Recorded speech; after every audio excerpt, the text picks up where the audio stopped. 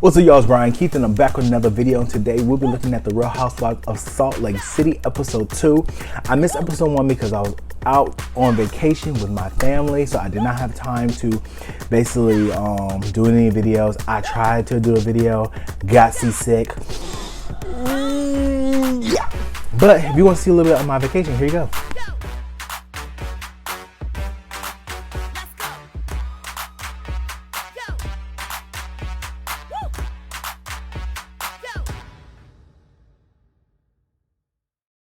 So yeah, like, comment, subscribe, and let's get into the video. Yeah, let me check my shit real quick. Hotter than the fire coming out my flaming lips. You wanna play with me? You can't play in me. On the playground, bitch, you can't play with me. Got it, want it, securing the bag. All right, so basically I did watch episode 1, and it was a lot of, I got irritated with Jen over here saying that she's innocent, like, girl. And then Lisa, you're over here saying that you don't want to have a conversation with Meredith right now, but then you have a conversation with her husband. That is hypocritical, and like, what are you talking about? And then with Meredith, I get what you're doing. It's like, you want to talk about my shit, now I'm about to talk about yours. Cool, I'm fine with that. But it's one of those things where it's like with Lisa said one thing and you're bringing up a lot. But let's talk about it. So the show starts out with Jen meeting her mom, and like there, she basically saying, you know, I'm innocent. But to be honest, what about that $1 million retainer that you took from your mom for her retirement? Are you gonna get that money back? Is she gonna get her money back? I don't think so. But you know, she's talking about she been doing mock trials and she been getting up. Okay, you know, so I only stormed out like twice. Oh, that's good.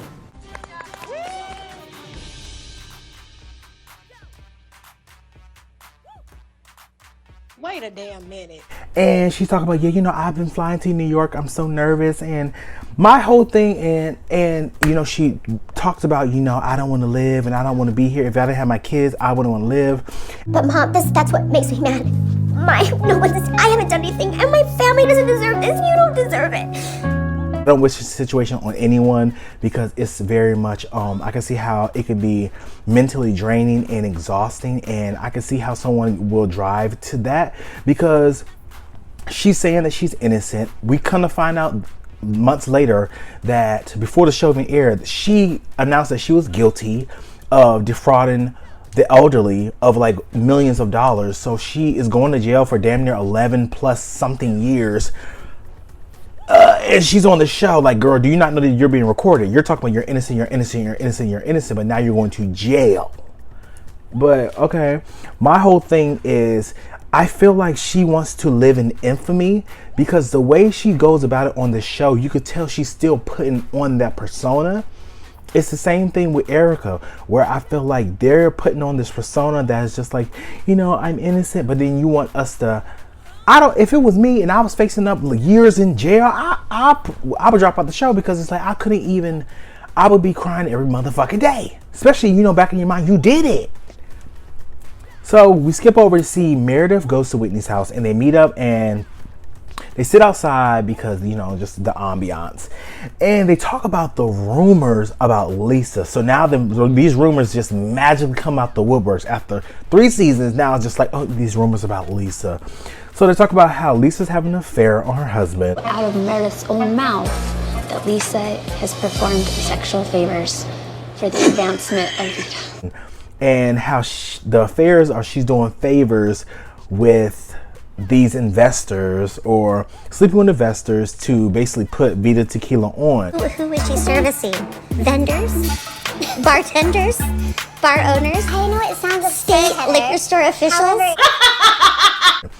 And I'm not gonna hold you. I haven't tasted Vida Tequila. I want to. I just don't know where to get it at. Even when I go to like the liquor store, I haven't seen it. So maybe it's like a Utah thing. I don't know. But I want to try it. But I'm just sitting over here just like you see at the end of the episode, like who is she bribing to get, like put her liquor in? Like, are bar owners, like liquor store owners, like who? It's kind of laughable because it just seems like you're pulling it out of thin air. But we'll see what happens with next episode because it seems like gonna get crazy between Heather and Whitney. Lisa talks about her son going to college. Her and her son are outside, you know, playing basketball, shooting a little bit hoops. her son is over. He's like, yeah, I don't need to go to college. I'm already making my money now with my business. I'm doing it, da da da da. He's being a butthead, right? And he's like, I don't need to go to college. And she's basically telling him, like, you know, I had to go to college, and this is how I became successful in my business, which is how I afforded you to have this business. And he was just like, well, I don't want to go to college. I don't need to go to college.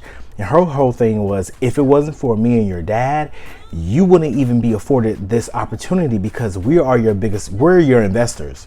So she was like, once you get to a place where you can support yourself and invest in yourself 100%, then yeah, you don't have to go to college, you don't have to do nothing. And I 100% agree, because yes, your parents support you, but if your parents cut your ass off, bitch, you're by your fucking self. So it's just like, if you can't support yourself 100%, then maybe you should take your ass to college and figure it out in the meantime, and then try to create a roadmap or a business plan to sustain yourself 100%. But I agree with Lisa. Whitney, she gets a phone call from her brother, and when she goes to her husband, and she looks distraught. You okay? No. And I'm like, what's going on with her? Like, what's popping? So she's over here talking about, yeah, you know, her brother was doing EMT, EDM.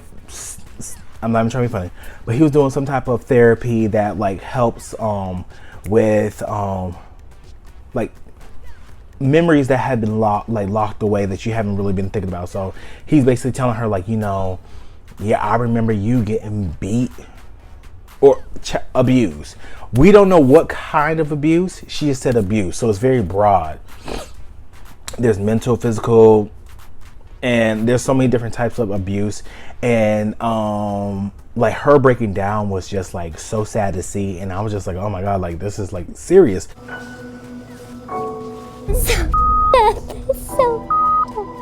because I'm still so scared. So the girls head to Arizona, and they basically, Lisa and Whitney get there first. Jen, Heather, and Meredith get there second. They're talking about, Lisa and Whitney are talking about the whole Meredith situation. I said sorry 4 times. If they can't forgive me, there's nothing I can do about it. She's like, how can 10 years friendship just go to waste off of one bad situation? And I kind of agree with her.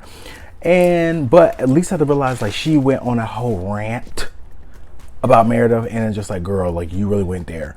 Lisa and Meredith didn't even speak when all the girls meet up. Just taking pulls from it the whole afternoon. You brought me a bouquet of flowers and a clock.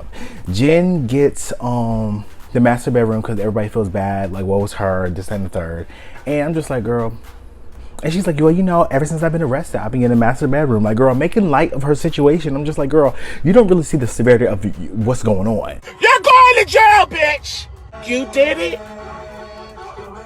Now you gotta go to jail. Heather and Whitney, they go into the side room. They're talking about, like, girl, Meredith came to me and was like, Lisa was doing this, that, and third. And I heard what she was talking about too. But, you know, and Heather's like, girl, like, who's she going to be trying to sell her thing to? And she was just like, yeah, you know, I heard there was affairs and cheating and all this, that, and the third. I'm trying not to smile. Why does that make you want to smile? Because I can't believe that Meredith would.